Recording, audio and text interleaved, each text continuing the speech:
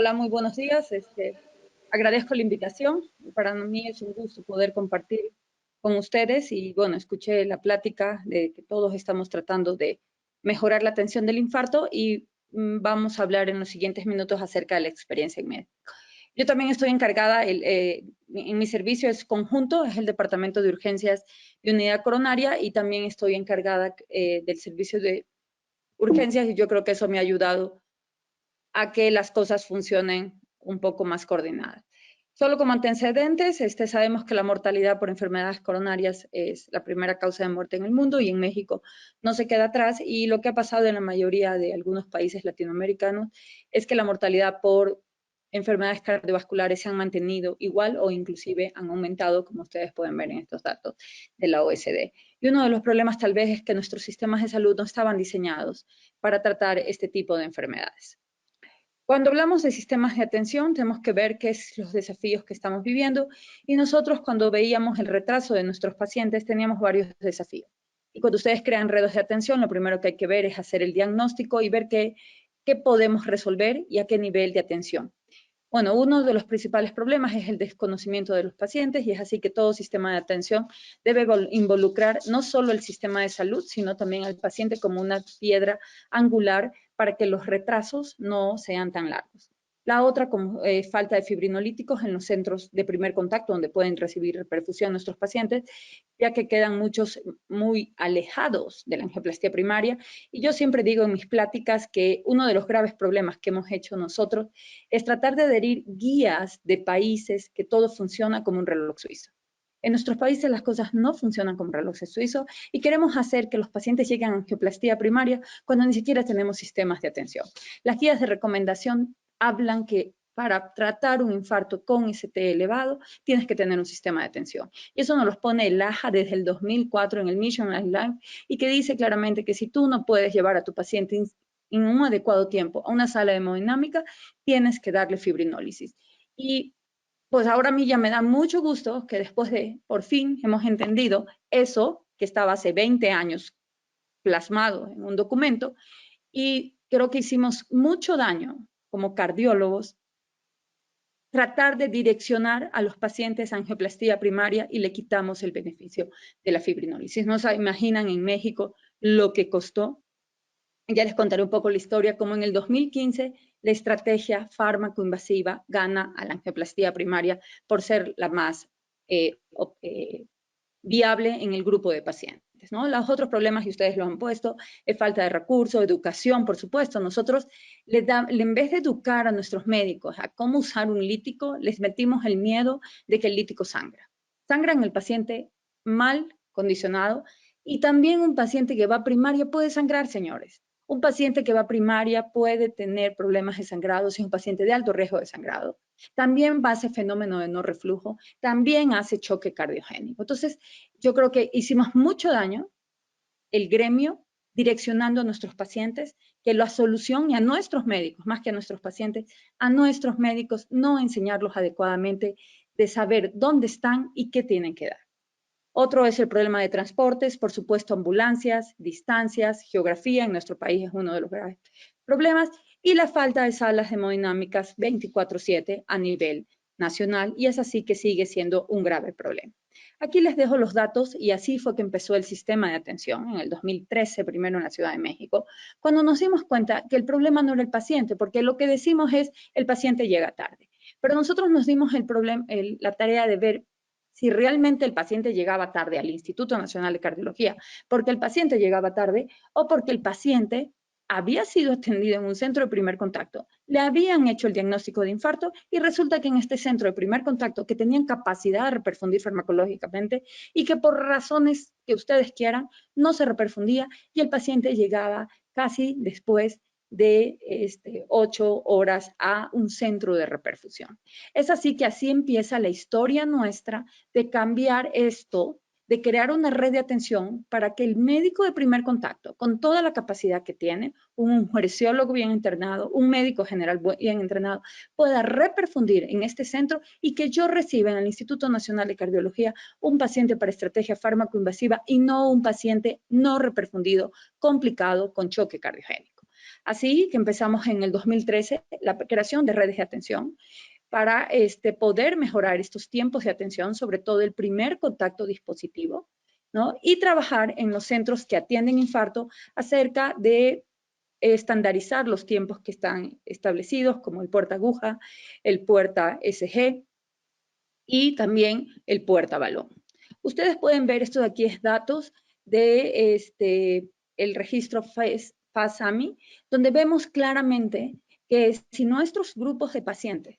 que llegan a un centro sin capacidad hemodinámica y se van a atrasar entre 46 y 60 minutos, el médico ya piensa en fibrinolizar. Y no digamos más si el paciente y el médico sabe que se va a atrasar más de 60 minutos en trasladar al paciente. Ellos no tienen ya ninguna duda, posiblemente en ciertos grupos que ya tienen datos de falla, etcétera, y todo, posiblemente se decidan llevar o datos incipientes de un estado de prechoque, podrían direccionar a los pacientes a angioplastia primaria, pero principalmente se direccionan a fibrinólisis porque el paciente se va a trasladar y el paciente va a tener un traslado de más de 60 minutos. Es así que nosotros empezamos con los datos que existe de la India, Canadá, el mismo Estados Unidos, crear estos sistemas de atención en el que vamos a tener un hospital central, que es un hospital PCI, que es el Instituto Nacional de Cardiología, en nuestra red, en la Ciudad de México, que esto empieza en el 2013, y centros con capacidad hemodinámica, pero que no eran centros con 24/7, como era el Belisario Domínguez, y él nos apoyaba durante la mañana, centros pequeños, que eran hospitales de segundo nivel, que estaban Joco, La Villa, el GEA, que aquí era reperfusión farmacológica, y los centros más chiquitos, que eran los primeros niveles, que ellos iban a hacer el diagnóstico y de acuerdo a su geolocalización, ellos decidían si lo mandaban a un centro de reperfusión farmacológica o a un centro de angioplastía primaria. Y es así que empieza la historia de la estrategia fármaco-invasiva en nuestro país, primero con la Ciudad de México. ¿En base a qué? Pues en todas estas datos, si es verdad que estos datos son antes de estudios que comparaban cara a cara fibrinolisis con angioplastía primaria, pero lo que era la fibrinolisis y que se mandaba a sala de hemodinámica independiente del tiempo, que inclusive algunos eran que se mandaban como el Gracia, se podrían mandar a los pacientes hasta en el tercer o cuarto día, pero se empezaba a ver esta conducta que si todo paciente fibrinolizado exitoso se enviaba a sala comparado con angioplastía primaria, parecía que era casi igual a la angioplastía primaria, pero hacía falta un estudio diseñado específicamente para decidir el tiempo. Y es así que nosotros en el 2015 se presentan las dos estrategias, fármaco-invasiva versus angioplastía primaria. En la fármaco-invasiva, pues ahorita les enseño el flujograma, cómo era de acuerdo a dónde estaba localizado el centro de primer contacto, y la estrategia fármaco-invasiva la selecciona la Secretaría de Salud como la estrategia viable para el país, por todos los problemas. Lo primero que hicimos fue trabajar con la Secretaría de Salud del Banco Interamericano de Desarrollo, hacer un diagnóstico de cómo estaba la reperfusión a nivel nacional y la mortalidad en nuestro país y en los estados, y empezó a ver cómo empezamos a integrar las redes, el desarrollo de líderes, establecer algoritmos homologados para que todos hablemos el mismo idioma y no estemos diciendo 2 más 2 no es 4, sino que 5, hablar el mismo idioma, capacitar a nuestro personal y tratar de buscar un sistema para poder activar las alertas y que la red se entere y empiece, una vez que activemos en un centro de primer contacto, el que va a recibir ya empiece a preparar la cama. Porque eso sí, es prioridad, así como es un código, como un código Mater, aquí en México existe esto, que el paciente se atiende porque se atiende, exista o no exista cama. La manera que capacitamos nosotros es a través de este algoritmo muy sencillo, que es el ICAT-3, así es la mnemotecnia, y está en las salas de urgencias. Saber identificar de manera inmediata un paciente con dolor precordial, lo tiene que saber el policía, lo tiene que saber el recepcionista, el camillero, realizar el electrocardiograma en menos de 10 minutos, confirmar que tiene a través de este electrocardiograma si está el ST elevado, activar tu sistema de atención y decidir qué vas a hacer de acuerdo a tu localización, iniciar el tratamiento, posteriormente que inicias el tratamiento, decidir el traslado dependiendo de dónde estés y el objetivo final, que tu paciente retorne a una vida normal. Este es el flujograma, es un flujograma sencillísimo, basado en todas las guías, y nosotros sí lo que hicimos hincapié para que nuestros médicos no se confundan, porque cuando algunas veces uno escucha que el 120 minutos es el primer contacto de dispositivos, ellos piensan que están teniendo 2 horas para trasladar al paciente. Sí se puso muy claro en nuestro flujograma que el traslado es 60 minutos y que él tiene que hacer eso, ¿no? Paciente llega con dolor precordial, electro en menos de 10 minutos, ST elevado, me hago la pregunta, ¿puedo poner a mi paciente en los siguientes 60 minutos en una sala hemodinámica? La respuesta es sí, el paciente se va. La respuesta es no, el paciente se revisa contraindicaciones de fibrinólisis, no tienes, se fibrinoliza y en este momento se empieza a activar el sistema cuando yo decido, ya sea si lo derivo o si inicio fibrinolisis, se activa el sistema con el centro receptor para que el centro receptor esté preparado para una ACTP de rescate para recibir a su paciente en urgencias o para ir directo a una angioplastía primaria. Aquí les comento el mapa. Esta es la publicación nuestra de la revista canadiense acerca de la red de atención. Aquí solo estaban incluidos 500 pacientes, 60 hospitales. El hospital con PCI primaria es el Instituto Nacional de Cardiología, 24/7 que funcionamos, y 60 hospitales alrededor de la Ciudad de México, el Estado de México, también otro estado vecino, Morelos, y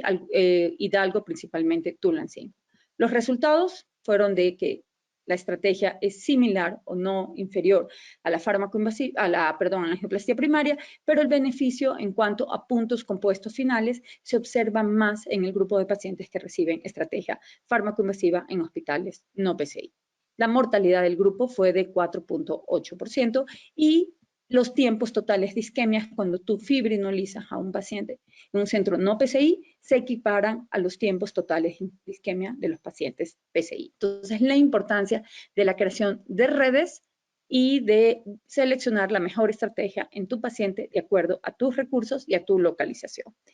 Otros registros con sistemas de atención de este tipo, como les comentaba, era el FASAMI. Como ven claramente, en los dos grupos no hay diferencia y sí hay diferencia en cuanto a supervivencia en el grupo que se reperfunde de manera tardía. Por eso todos estos sistemas de atención lo que pretendemos es hacer que nuestro paciente, una vez que que tenga síntomas, trate de llegar a un centro de reperfusión en menos de 1 hora y que se reperfunda en ese tiempo. El otro grupo que hace mucha fármaco-invasiva y que es líder en Canadá es el grupo del doctor Kevin Benny y del doctor Paul Armstrong, el grupo de Alberta, y también ustedes pueden ver cómo aquí se ve que es mejor la estrategia fármaco-invasiva. Ellos usan también en los pacientes de más de 75 años el esquema que se va a validar ahora en el Stream 2 y que se vio en el Stream 1 que funcionaba, de media dosis en más de 75 años. Nosotros también en nuestra red lo usamos y los datos de hemorragia intracraneal pues, son muy parecidos a la angioplastia primaria. Otras cosas muy importantes en este grupo, sus angioplastías de rescate son muy rápidos. Ellos en la fármaco-invasiva está incluida la angioplastia de rescate y ellos rescatan a sus pacientes casi de manera inmediata después de ser fallida. En menos de 3 horas sus pacientes están ya en sala de hemodinámica. Esto de fibrinolisis versus fibrinolisis con estrategia temprana, que fue así que inició la historia de la fármaco-invasiva y es lo que les puse el metaanálisis, pues es una estrategia que ya se viene usando y de ahí sale el concepto de fármaco-invasiva y que se haga el estudio STREAM, que es el aleatorizado, y ahora el STREAM 2 y otro que fue el aleatorizado fue el estudio EARLY-MIO. Aquí a nosotros pues nos da mucho orgullo presentarles esto de que es la estrategia de reperfusión, un metaanálisis en el que se compara la estrategia de angioplastia primaria y fármaco-invasiva y aquí incluyen algunos estudios aleatorizados como es el EARLY-MIO, el STREAM, pero muchos registros de la vida real y nos da mucho orgullo, como les comentaba, que aparece México con nuestro registro FACE, el registro de Kuwait, de Francia el FAS-EMI, el de AMI de India y el de Canadá. Y también hablando de que esta estrategia es muy beneficiosa en estos grupos de pacientes que no pueden llegar a una sala de hemodinámica en menos de 60 minutos o de acuerdo a las recomendaciones de las guías. Es así que esta estrategia se ha seguido implementando, la estrategia IANMX, empezamos, como les dije, en el 2015, empezamos a implementarla en el 17 y hemos continuado ahora en este nuevo sexenio con salubridad y ahora la maneja Senapres. Es nuestro algoritmo de atención, como les había comentado, es el algoritmo que usamos para educar a todos nuestros médicos generales, urgenciólogos, que están a cargo de las redes de atención y que son los primeros contactos. El objetivo principal de esta red es la detección, el traslado oportuno y, por supuesto, dar el tratamiento adecuado a nuestros pacientes basados en redes integradas de atención. ¿Qué avances hemos tenido? Pues ya hemos, como les dije, a través del diagnóstico que se hizo con el Banco Interamericano de Desarrollo, es valorar cómo estaban, qué redes estaban funcionando actualmente, qué disponibilidad de servicios tienen, si hay insumos, cómo están capacitados los recursos humanos, como si tienen cardiólogos intervencionistas, si tienen urgenciólogos, el personal paramédico, el sistema también de ambulancias y toda la infraestructura, si tienen salas o no, si tienen que actualizarlos, si tienen que derivarse a otro estado porque no tienen sala, y se hizo el diagnóstico situacional en todos estos estados, como ustedes pueden ver. Los verdes eran los que nos entregaron una información actualizada y los rojos los que no están. Realmente ha sido un trabajo tenaz todo esto, pero con colaboración se ha hecho directamente con Salud y Senaprese para tener actualizada todas las redes de atención y ver cómo se va a ir optimizando cada uno de los estados. Así se ha trabajado con otro del Departamento de Salubridad que se llama Sinergias para ver los escenarios de cómo van a funcionar las redes, cuáles son los recursos mínimos indispensables, cuáles son los recursos necesarios, y ustedes pueden ver que para activar estas redes pues necesitamos tener recursos humanos, servicios médicos, servicios de apoyo, servicios generales y equipo médico. De acuerdo a eso se va priorizando y qué es prioridad 1, qué es prioridad 0. Por ejemplo, prioridad 1 es tener un desfibrilador, prioridad 0 posiblemente sea tener, no sé, un termómetro. Así son las, como nosotros vamos haciendo las el análisis de recursos y para priorizar qué es lo que necesitan. Por supuesto, prioridad 1 es un electrocardiograma, los desfibriladores, como les comentaba, el lítico y otras cosas que no se tienen que ser prioritarias en la atención de este grupo de pacientes se deja para un segundo plano. Se ha hecho también un análisis geográfico a través de DGPLADES, en los cuales se han identificado, ustedes ven los corazoncitos, estos colores nos dicen cuáles son tercer nivel, cuáles son segundo nivel y cuál es primer nivel, y de aquí esto nos sirve para geolocalizarlos y que ya cada uno de ellos sepan a dónde tienen que referir sus pacientes, ya sea a centros de reperfusión farmacológico, a centros de reperfusión mecánica. Esto se ha hecho en todos los estados, es un trabajo bastante complicado, pero la Secretaría de Salud tiene varias subdirecciones o direcciones o departamentos que han ayudado a colaborar y ha colaborado para que esto salga adelante. Se hacen reuniones con entidades para ver seguimientos, cómo va la infraestructura, cómo va la implementación, cómo van los tiempos de atención, que también todo eso se tiene que monitorear, los tiempos de toma de electros, el tiempo de administración del fibrinolítico, el tiempo de traslado, el tiempo de llevada de ambulancia, y todo eso se monitorea y se va viendo cómo mejoras, ¿no? Todos estos son avances que se han hecho a través de Secretaría, proyectos de normas oficiales de estas enfermedades para que no haya problema en cuanto a la atención y que todo paciente reciba una atención en cualquier dependencia de salud. También campaña a la población general, que es muy importante, y nuestro hashtag es que no te deje de latir, incentivar a la población a través de que tienen que hacer educación adecuada en cuanto a alimentación y, por supuesto, actividad de ejercicio.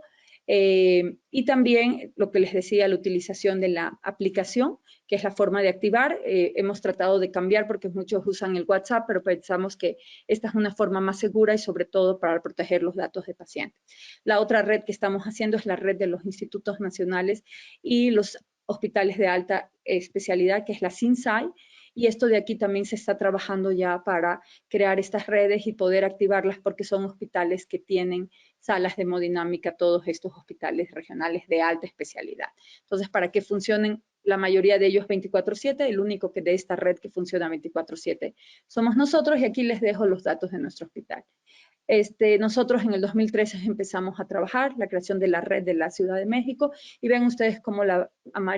línea amarilla, vemos claramente cómo incrementa la tasa de reperfundidos fuera del hospital. En la época de COVID se baja y ahorita ya estamos otra vez en ascenso. Vean, claro, nosotros hemos ido incrementando el número de pacientes con infarto, con esto de la activación de la red. Empezamos en el 2013 como 400 infartos con elevación, con elevación del segmento ST por año, y actualmente estamos entre los 650, 700. No hay diferencia entre los pacientes de más de 3 horas y menos de 3 horas, tanto en MACE como en mortalidad. Hemos desarrollado este curso de capacitación a través de la OPS para que sea más rápido capacitar a nuestros médicos, y ellos toman el curso ya en línea. Y las redes de atención, lo más importante es un trabajo en equipo, que se complementen, que tengan una comunicación, que ya existe confianza, coordinación y sobre todo compromiso. Para terminar, les dejo este mensaje de Paul Armstrong. Yo admiro mucho al doctor Paul Armstrong, ha sido un mentor para mí, en los cuales dicen que lo mejor que tenemos que hacer para tratar un infarto es seleccionar la estrategia de reperfusión de acuerdo a dónde estemos situados, y por eso no demorarnos en tratar, porque la demora lo que va a hacer es que le hagamos un daño a un paciente, y esto de aquí pone que los registros de Canadá, Francia y México nos han dado datos para indicar la utilidad de esta estrategia fármaco-invasiva en este grupo de pacientes, y los resultados son comparables a la angioplastía primaria. Como conclusiones, pues es necesario implementar más redes de atención para incrementar los desenlaces positivos en los pacientes con infarto, y esta estrategia lo que permite es crear una amplia cobertura a través de unas redes integradas de atención con un diagnóstico preciso y tratamiento oportuno. Ya estamos adicionando a esa colaboración a la fase prehospitalaria, y esperemos que en unos meses podamos tener atención prehospitalaria con fibrinólisis en las ambulancias. Muchísimas gracias.